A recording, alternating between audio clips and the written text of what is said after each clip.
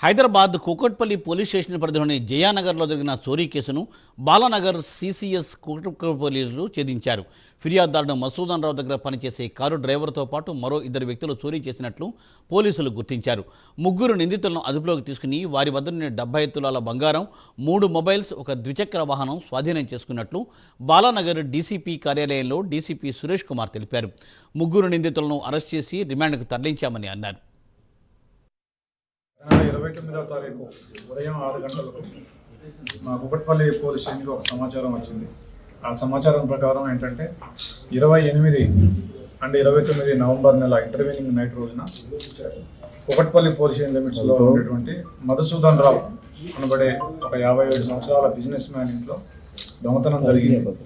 దాంట్లో 82 తులాల బంగారం, అదేవిధంగా కొద్దిగా సిల్వర్, ఒక 15 తులాల సిల్వర్ పోయిందని చెప్పేసి ఆయన నెక్స్ట్ అది 29 రోజు 10 గంటల ప్రాంతంలో పోలీస్ స్టేషన్కి వచ్చి కంప్లైంట్ చేయడం జరిగింది.